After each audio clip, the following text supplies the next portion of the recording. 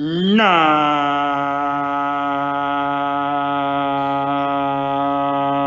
मा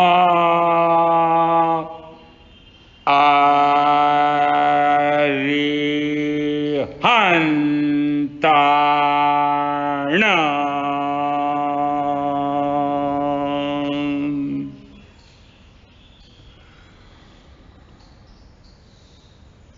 ना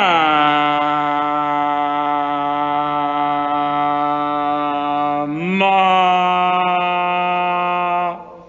सिद्धाण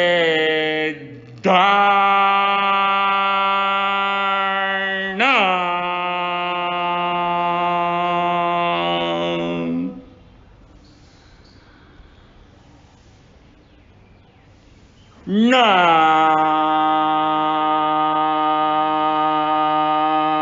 मा आयरियाण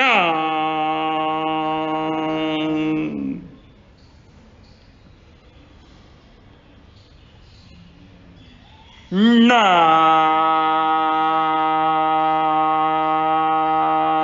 मा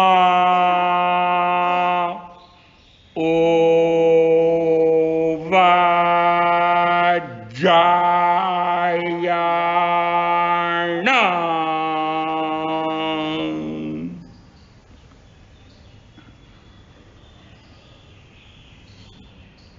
ना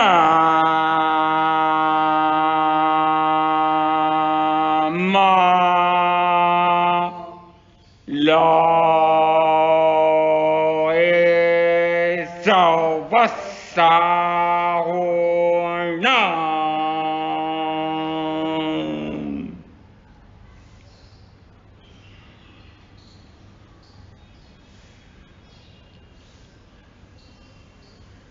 ऐसा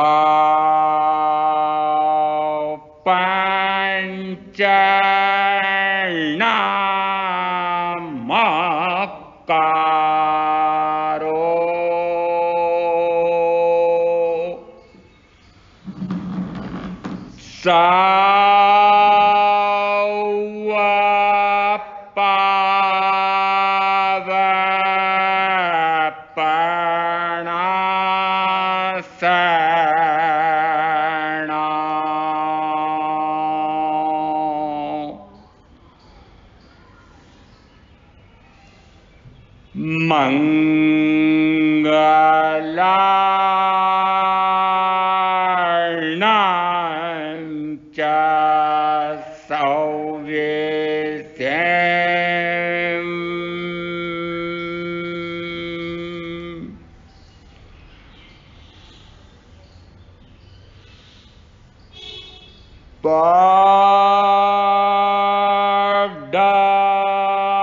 Padamam Havai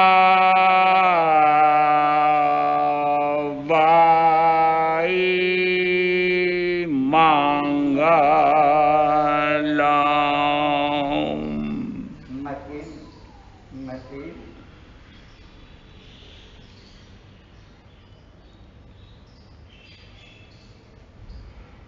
मन गुप्ती, वचन गुप्ती, काय गुप्ती उत्तरार्जन सूत्र के 29वें अध्ययन में इन 3 बोलों पर चर्चा चल रही है।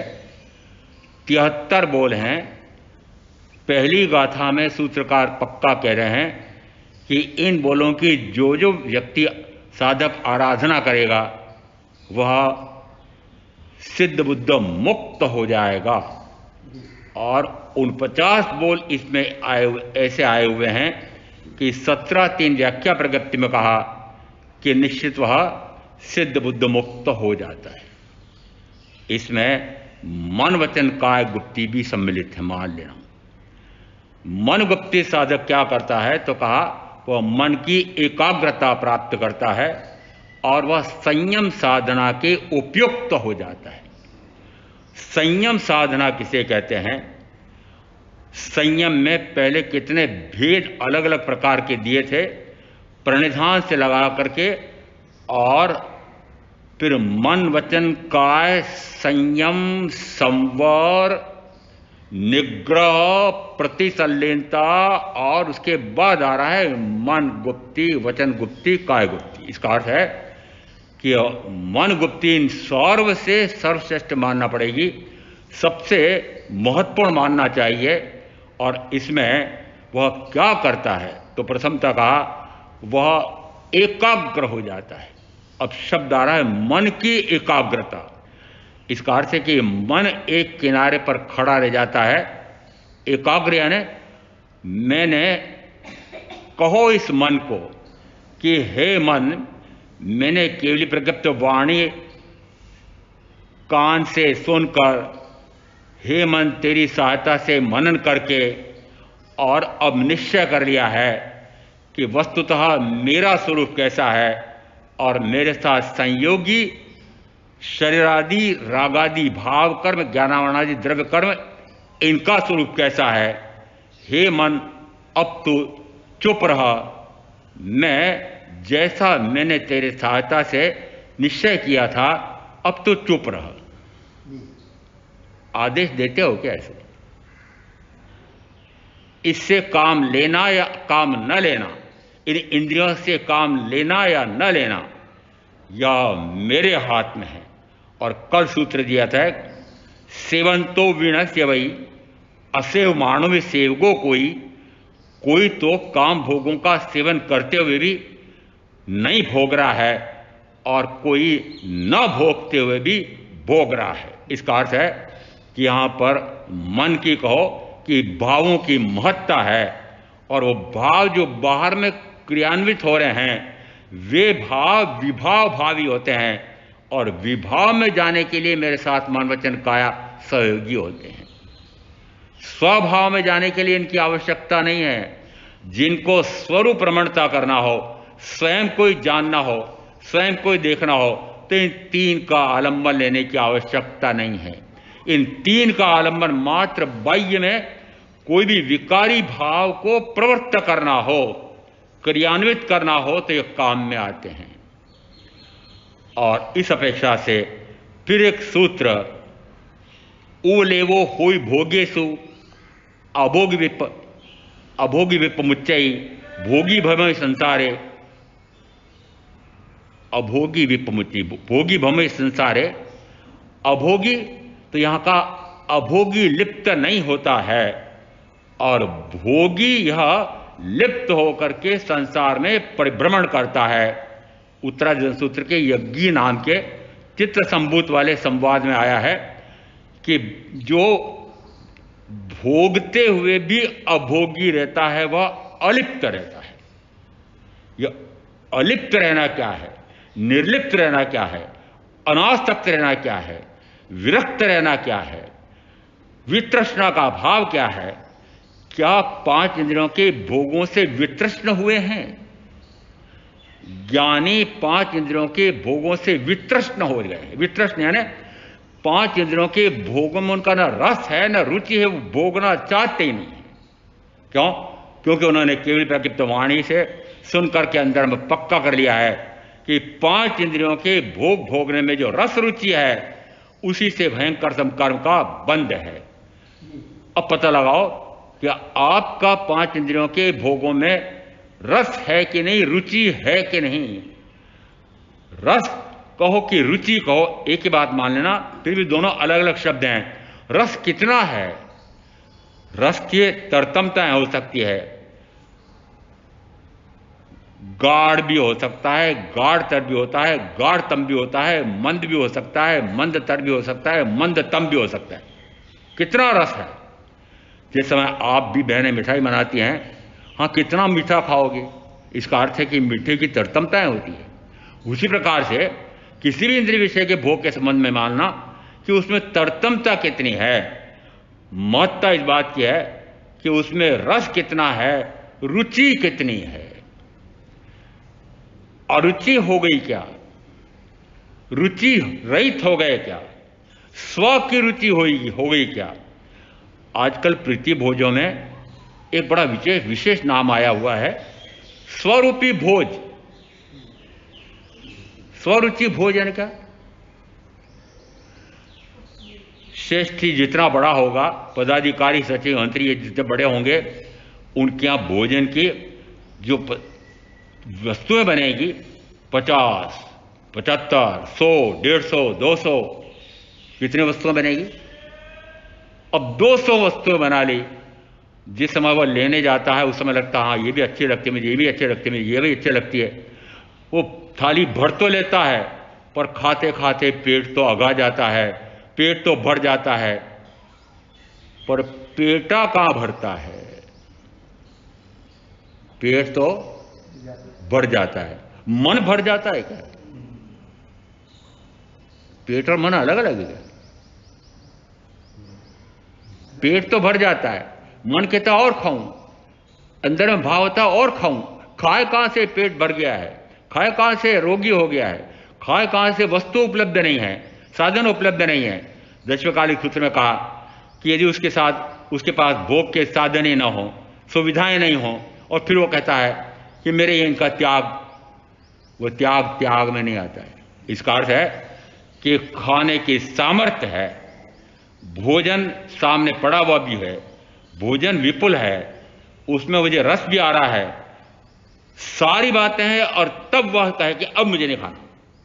और अब मुझे नहीं खाना है दृष्टांत से कहते हैं कि जैसे ही कौर उठाया मुंह तक ले गया, नहीं खाना मुझे, उसको कहा त्याग। भोगने का सामर्थ्य होते हुए भी अभोगी रहता है। भोगी भमई संसारे अभोगी विपमुच्चयी, कि जो भोगी है वही संसार में भटकता है, चतुर्गति में परिभ्रमण करता है, जन्म मरण का दुख पाता है।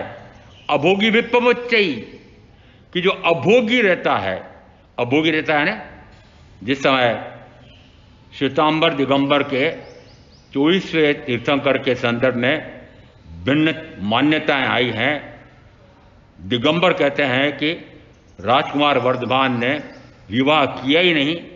हमारा भी सानांग सूत्र कहता है कि नहीं किया था। क्यों? क्योंकि 4 जिन्होंने कुमारावस्था नहीं कहा, वे 4 ऐसे हैं जिन्होंने विवाह किया ही नहीं और सर्ववृत्ति संयम लिया था। और उन 4 के साथ में वर्धमान राजकुमार का नाम भी जुड़ा हुआ है। तो मैं तो मानता हूं कि विवाह किया ही नहीं, 4 विवाह नहीं किया, उनके साथ इनका नाम है। फिर सूत्रकार स्पष्टीकरण करने के लिए कहते नहीं, कुमार अवस्था का अर्थ है कि वो राजकुमार अवस्था में थे, राजा नहीं बने थे। इसका अर्थ हुआ कि राजा बन जाए। अब मैं महामंत्री जी को नहीं पूछ रहा हूं, मैं पद्मचंद जी पटवा को पूछ रहा हूं, यदि इन्होंने अंदर में पक्का कर लिया कि नहीं मुझे तो सर्ववृत्ति संयम लेना है, तो फिर ये पटरानी क्या 2-4 नहीं है, इनकी रानी की आज्ञा लेने जाएंगे कैसे?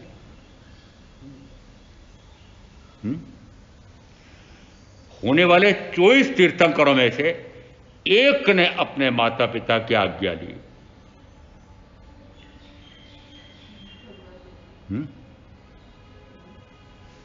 बहनों से पूछ रहा हूं मैं तो, अरे बहनों से पूछा है मैंने, हो गया। श्वेतांबर मानता है 19वें मल्लीनाथ परमात्मा ये मल्ली राजकुमारी थे। जिस समय इन्होंने संयम लिया उस समय इनके माता पिता थे, उन्होंने माता पिता से सर्ववृत्ति संयम की आज्ञा ली। शेष 23 का कहीं वर्णन नहीं मिलता है। क्यों? कि स्वयं राजा हो गए हैं, चक्रवर्ती हो गए हैं, फिर उनको किसी से आज्ञा लेनी पड़ेगी। यदि वह घर का स्वामी, ये घर का स्वामी वो सुनीता बहन है कि पद्मचंद जी पटवा है? अरे ये तो बता दो कि दास हो क्या उनके? हाँ ना तो कर दो, मुझे तो पता है हो, मुझे तो पता है कि बोलो आगे साफ साफ बोलूं। हाँ दास हो। रिकॉर्डिंग जाती है घर पे तो क्या हुआ? जाना चाहिए। दास हो, उनकी आज्ञा मिले तो दीक्षा लो महाराज, क्या करूं, पत्नी नहीं मानती है। जो बंधना चाहता है। किसमें? कि जो बंधना चाहता है, फंदना चाहता है, फंसे रहना चाहता है, उसको तीर्थंकर 24 तीर्थंकर हो गए इस अवसर पर में भी नहीं मुक्त करा सके, और जो मुक्त होना चाहता है उसको कोई बांध नहीं सकता। यही पक्का कर लेना। जो मुक्त होना चाहता है, जो सर्ववृत्ति संयम लेना चाहता है, मुझे ज्ञात है कि पता नहीं 250 व्यक्ति तो रास्ते में खड़े थे, नहीं लेने देंगे दीक्षा, और फिर भी निर्धारित तिथि और निर्धारित समय पर दीक्षा हुई। 26 घंटे तकरार हुई। वो जम्मू स्वामी को तो रात भर ही लगी थी, मेरे को तो समझाने में, बहस करने में 26 घंटे बाद निकल सका मैं। ओह, इसका अर्थ है कि जो निकलना चाहता है उसको कोई रोक नहीं सकता, और जो बंधे रहना चाहता है उसको महावीर भी मुक्त नहीं कर सकते हैं। इसका अर्थ है यह स्वयं अपने हाथ में है। मैं स्वयं स्वयं का स्वामी हूं।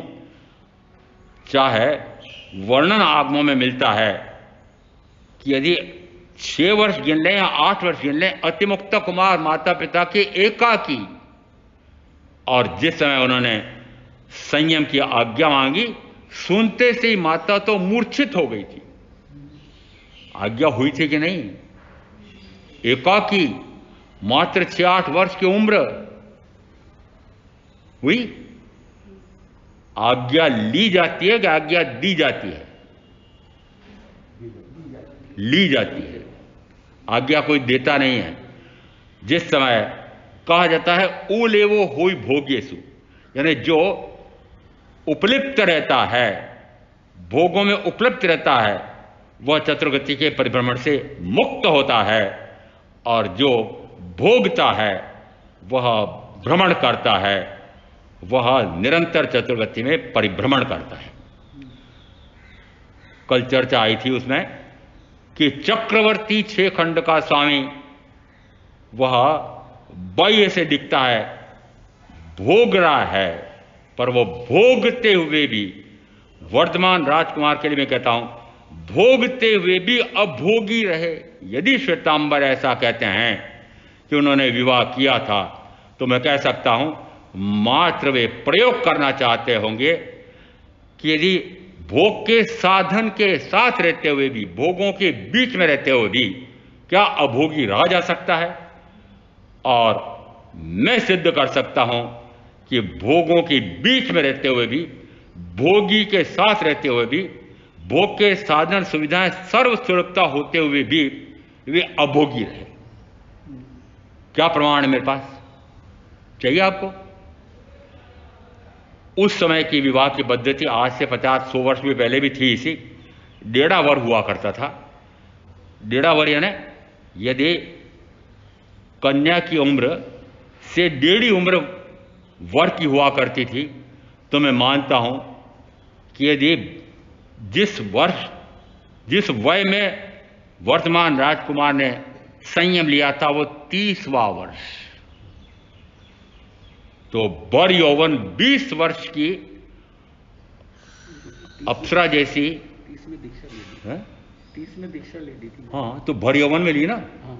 इसका अर्थ है कि भर यौवन 30 वर्ष में यदि उनका उम्र है, तो यशोधरा क्या नाम है उनका, 20 वर्ष की उम्र, 20 वर्ष के भर यौवन में यदि वह छूट गई है, तो मैं मानता हूं कि भोगों में रस आया होता तो भर यौवना को छोड़ करके यौवन अवस्था में वर्तमान राजकुमार दीक्षा नहीं ले सकते थे। अर्थ क्या निकला? अर्थ क्या निकला? अर्थ निकल रहा है कि मात्र प्रयोग किया था, प्रयोग किया था। अनुत्तरयोगी तीर्थंकर महावीर, उसमें तो उपन्यासकार ने बड़ी सफाई से दोनों बातें मानने की। क्यों? वे स्वयं दिगंबर थे, इसलिए उन्होंने राजकुमारी उनसे वार्तालाप कराई। वार्तालाप, क्यों मुझसे विवाह करना चाहते हो? क्यों भोगों में फंस करके अपना भी जन्म बिगाड़ना चाहते हो? क्यों मुझे भी अनावश्यक उसमें भटकाना चाहते हो? ऐसा संवाद देकर के और उस बात को उन्होंने समाप्त कर दिया। श्वेतांबर में माना जाता है कि यदि उन्होंने एक पूरा छोटा सा ग्रंथ मैंने बहुत पहले पढ़ा था, दोनों के बीच में संवाद होता है। किसमें?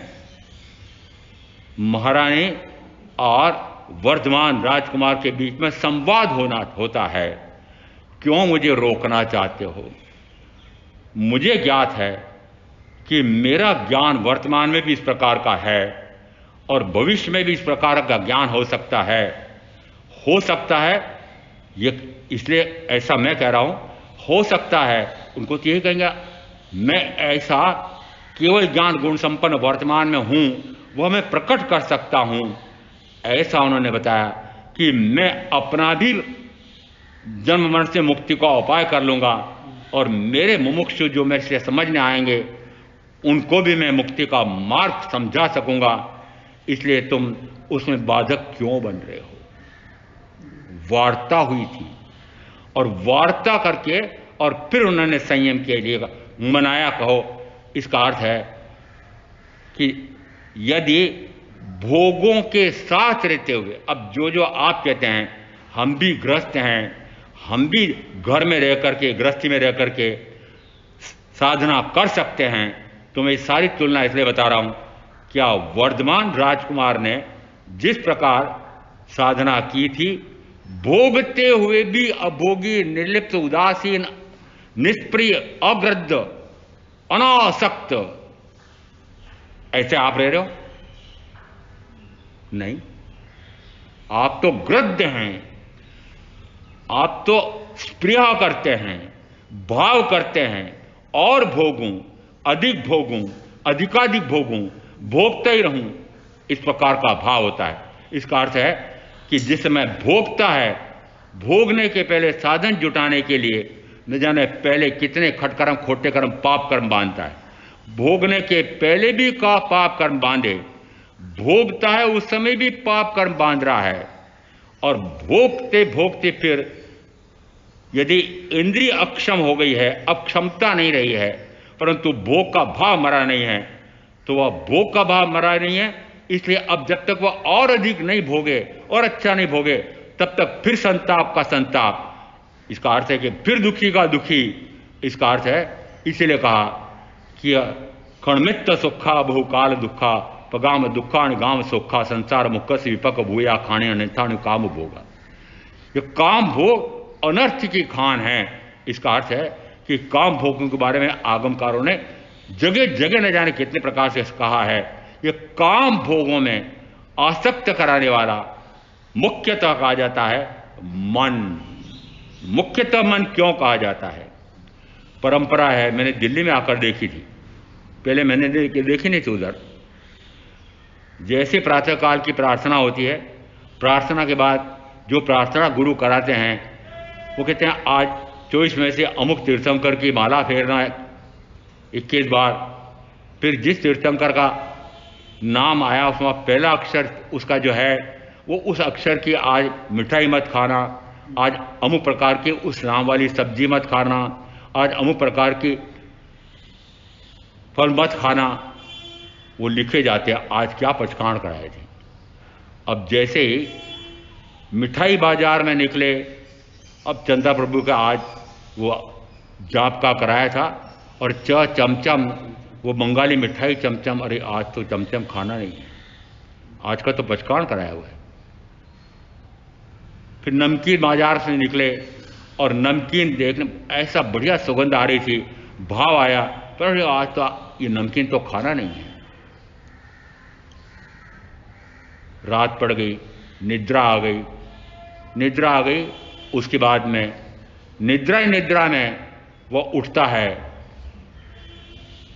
तिजोरी की चाबी लेकर के रुपए निकालता है, गाड़ी की चाबी उठा करके मिठाई बाजार में जाकर के चमचम खरीदता है, वो नमकीन भी खरीदता है, उस नाम का फल भी खरीदता है और ला करके और गटागट खा भी रहा है।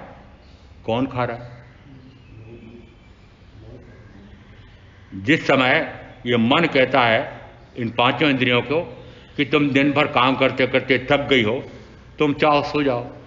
नहीं, बहुत हूं अकेला, मैं अकेला बहुत हूं। वो अकेला मन पांचों इंद्रियों का काम कर रहा है कि नहीं? अभी मैंने दृष्टांत दिया, समझ में आ रहा है आपको? पांचों इंद्रियों का काम अकेला कौन कर रहा है? मन। तो इस अपेक्षा से सोचो कि मन कितना महत्वपूर्ण है, और इसलिए कहा कि इस ऐसे महत्वपूर्ण मन को जीते, और इस मन पर विजय प्राप्त हो जाए तो सर पर विजय प्राप्त हो जाती है। और ये मन तो बेचारा पुद्गल है। जिस समय कहा कि चक्रवर्ती तो चक्रवर्तित्व को भोगते हुए भी अभोगी रहता है, परंतु एक भिखारी भी सोचता है मैं भी चक्रवर्ती बन जाऊं। यद्यपि वह चक्रवर्ती भोगते हुए भी अभोगी रह रहा है, और ऐसा जो भिखारी है वह न भोगते हुए भी चक्रवर्तित्व का भाव से भोग रहा है। हमारे यहाँ राष्ट्रपति पद प्राप्त करने के लिए मात्र उम्र निर्धारित की है 35 वर्ष, और 2 उसमें अनर्हताएं आई है कि वह पागल ना हो, भारत का नागरिक होना चाहिए, बस इतना ही आया है। कोई भी व्यक्ति राष्ट्रपति पद प्राप्त कर सकता है। अब तो उसमें सख्ती कर दी थोड़ी सी कि न्यूनतम 10 सांसद उसका समर्थन करें उसकी उम्मीदवारी पर, हो जाता है। एक बार ऐसा भी चुनाव हुआ था कि एक ऐसा व्यक्ति जिसका कोई नाम नहीं, यश नहीं, कीर्ति नहीं, कोई काम ही नहीं, परंतु ऐसा व्यक्ति, उसने कहा मैं भी तो राष्ट्रपति बन सकता हूं। अब जिस समय राष्ट्रपति का उम्मीदवारी का वह आवेदन पत्र भर दिया है, आवेदन पत्र की जांच हो गई, स्वीकृत हो गया है, अब जब तक चुनाव होकर के परिणाम आए तब तक क्या भाव हो रहा होगा उसका?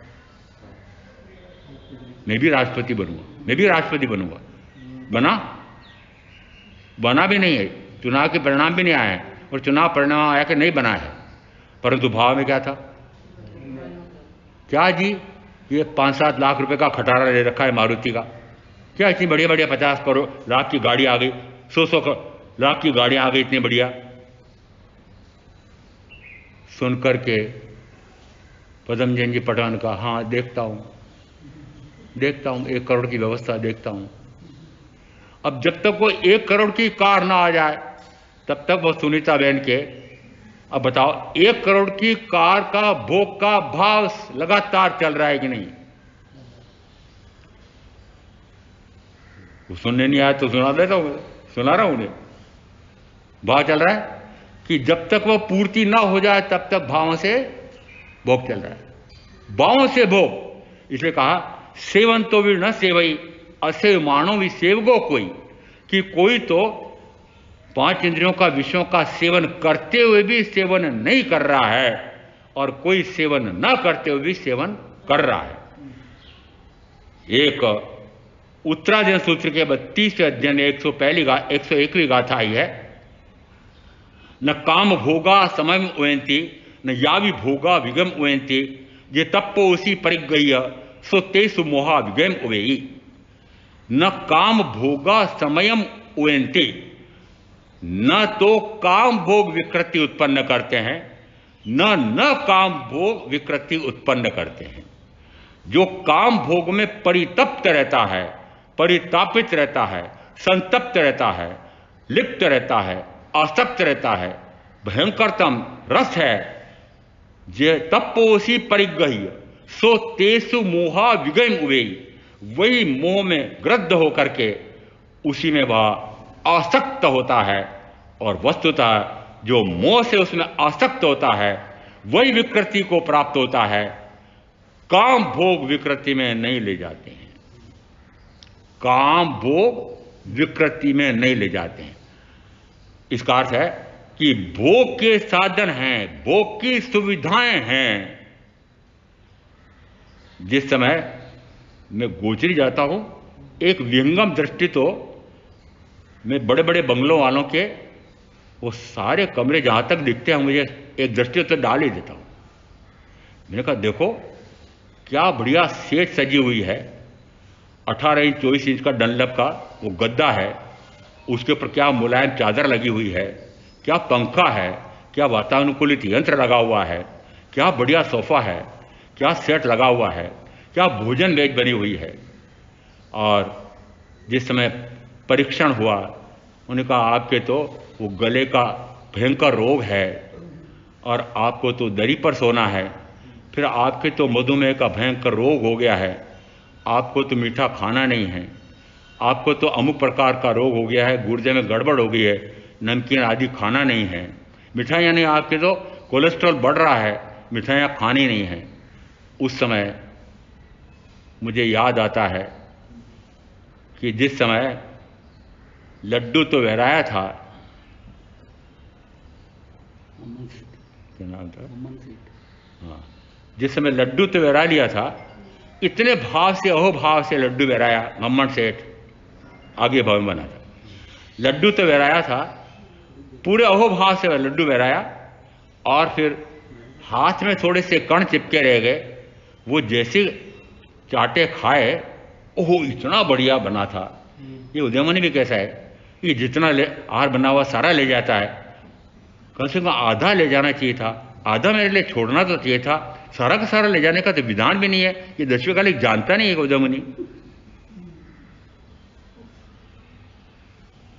जैसे ऐसा भाव आया, भाव आते से क्या फल हुआ कि दूसरे भाव में जिस समय घोर अंधेरी रात है, बरसात अलग हो रही है, अमावस्या की काली रात, नदी के किनारे जाते हैं, और जो ऊपर से लकड़े बेबे पकड़ के आ रहे थे, उन लकड़ियों को इकट्ठा करके और मोरी बांध करके और सिर पर लेकर के जिस समय रात में घर आ रहे थे, उस समय महारानी ने देखा, महाराजा श्रेणी को कहा, आपके राज्य में बेचारे इतने दीन दुखी भी हैं, क्या आपका राज्य, कैसे राजा हो आप?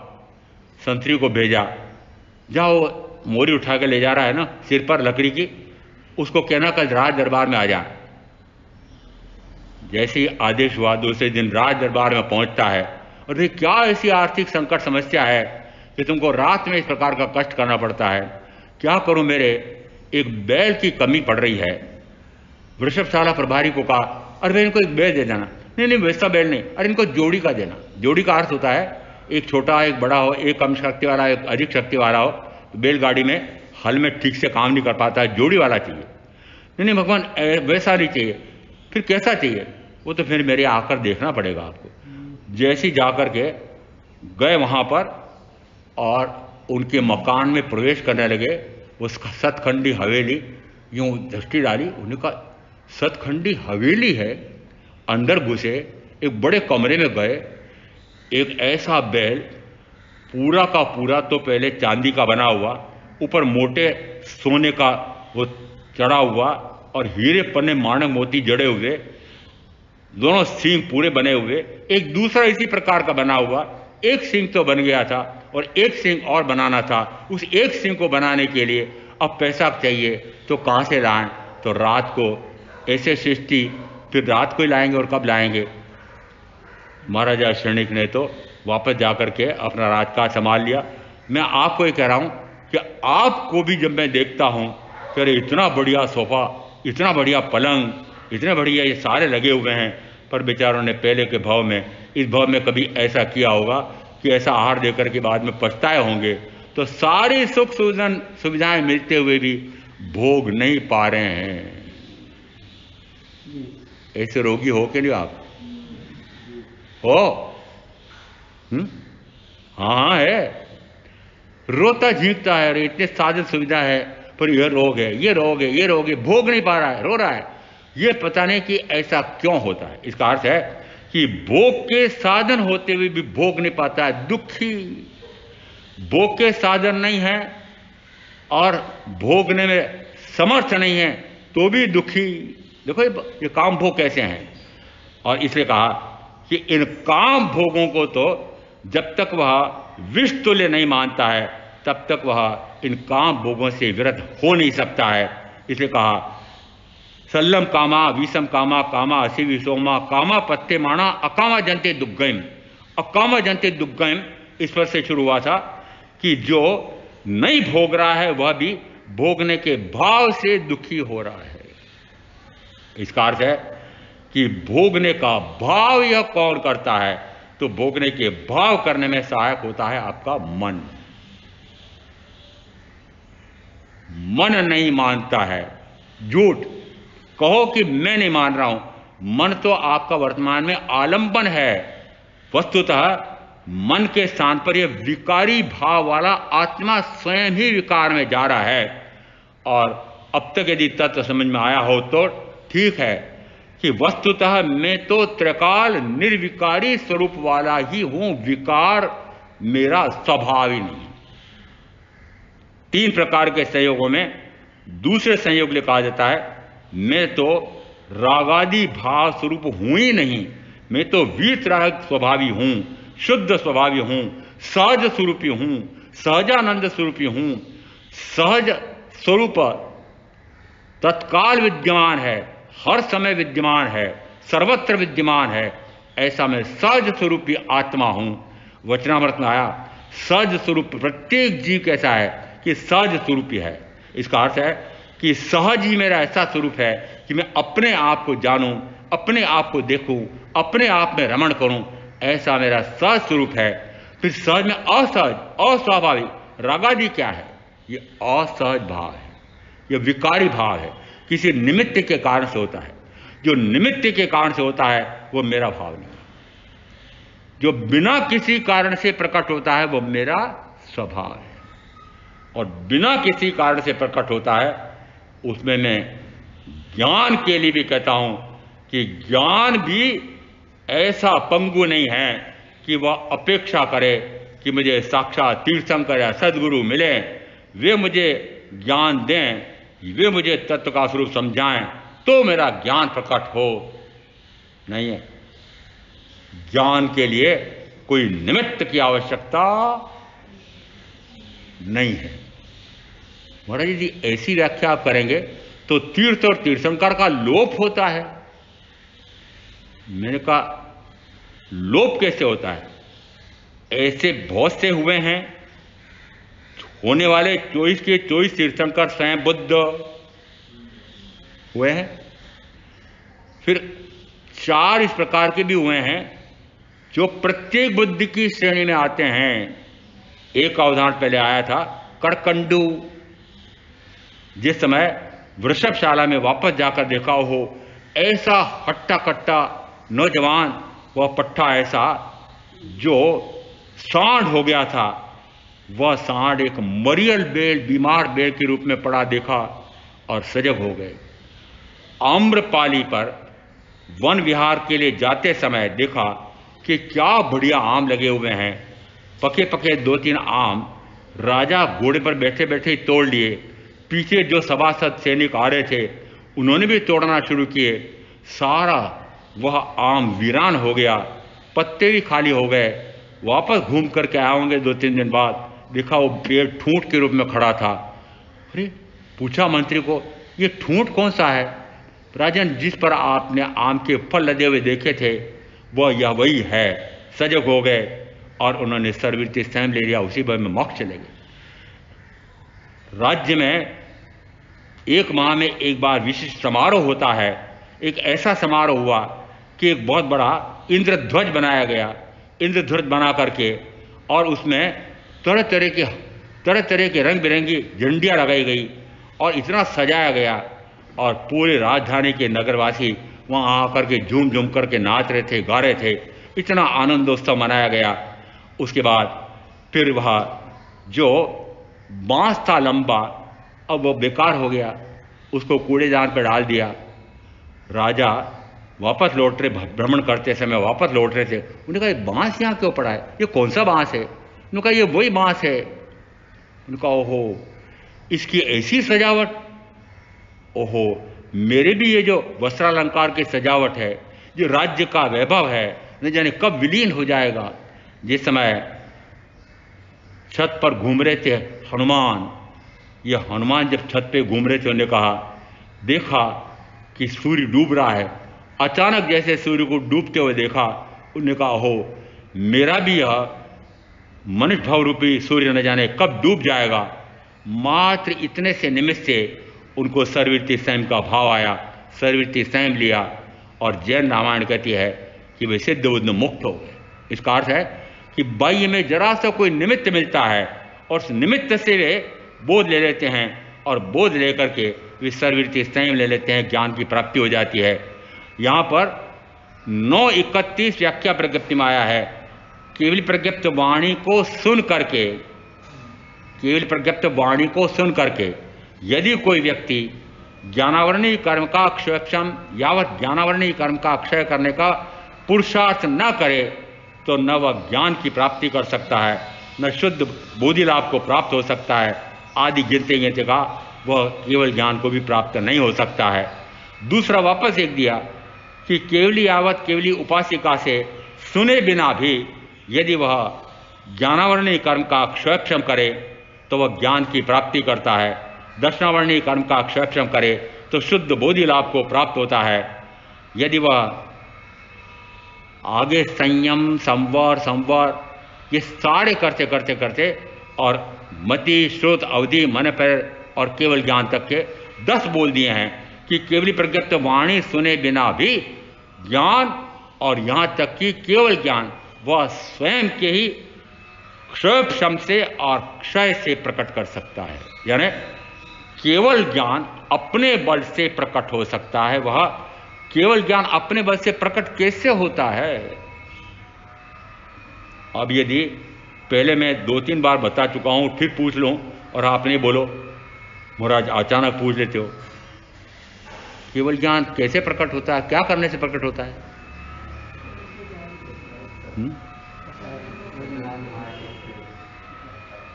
अपने को अपना जाने, पराये को पराया जाने, आगे अपने को अपना जाने, पराये को पराया जाने और पराये को पराये कर दे, परे कर दे।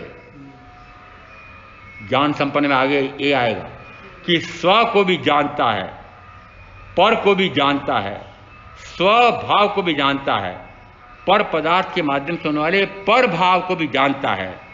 और फिर जब वह स्व को जान करके स्व में स्थिर हो जाता है, पर से परे हट जाता है, स्वभाव को भी जान जाता है, पर पदार्थ के माध्यम से होने वाले रागादि पर भाव को भी विभाव को भी जान लेता है और विभाव से हट जाता है। विभाव से हटे तो क्या प्रकट होता है? तो स्वभाव को प्रकट करने के लिए क्या करना पड़ेगा? स्वभाव में जाना पड़ेगा कि विभाव से हटना पड़ेगा? जयपुर में इस बिंदु पर चर्चा चल रही थी, महाराज जो विभाव से हटने के लिए, विभाव में तो पता नहीं कितने प्रकार के हैं, अब कहाँ से हटूंगी मैं? मेरे को तो सीधी बात समझ में आती, स्वभाव में चली जाऊं। मैंने कहा ठीक है, आपको यदि ऐसा लगता है तो ऐसा कर लो, परंतु वस्तुतः तो स्वभाव में जाने के लिए अवरोध कौन पैदा कर रहा है? अवरोध पैदा कर रहे हैं आपने जितने जितने निमित्त पाल रखे हैं विभाव में ले जाने वाले निमित्त। वो विभाव में ले जाने वाले निमित्त कौन से? 3 में सारे गिन लेना, व्यक्ति, वस्तु और स्थितियाँ।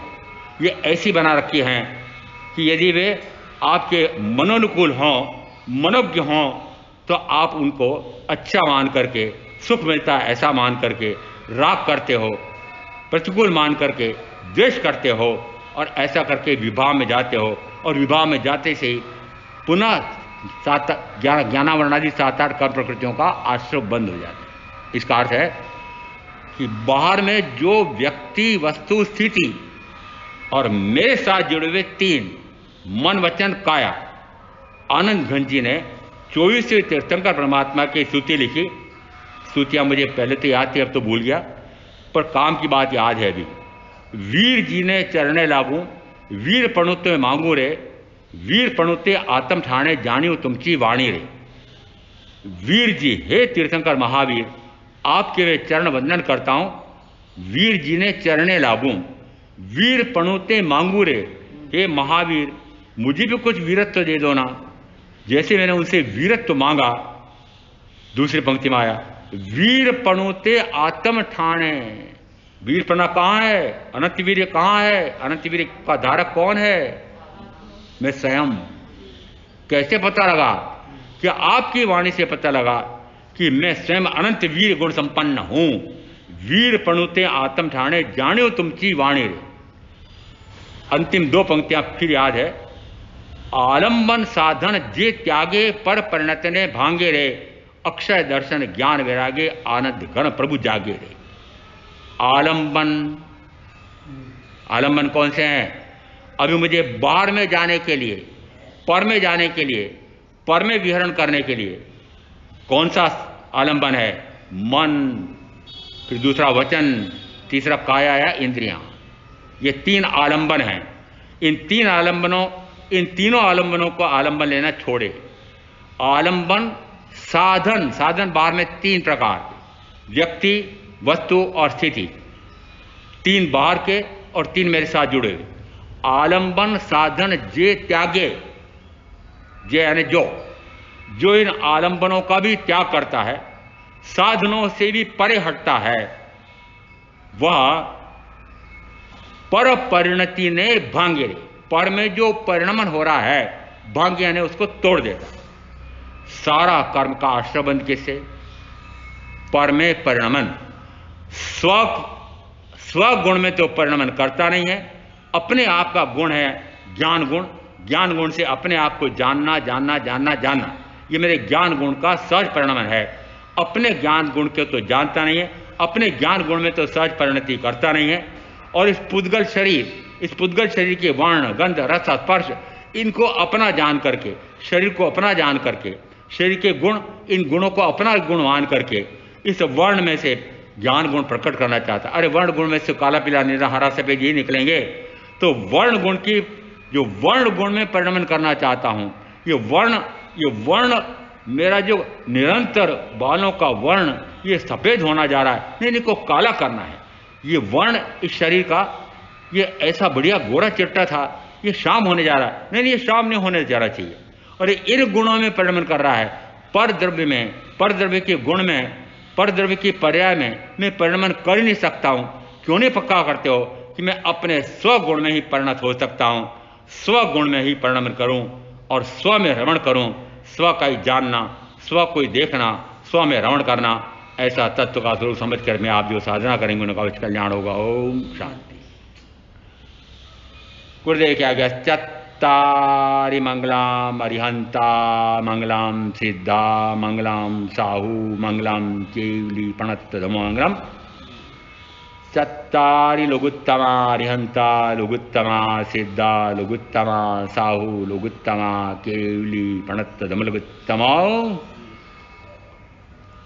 चत्तारि शरणपवज्जामि अरिहन्ते शरणपवज्जामि सिद्धे शरणपवज्जामि साहू शरणपवज्जामि केवली प्रणतम धम्मम शरणम पवज्जामि।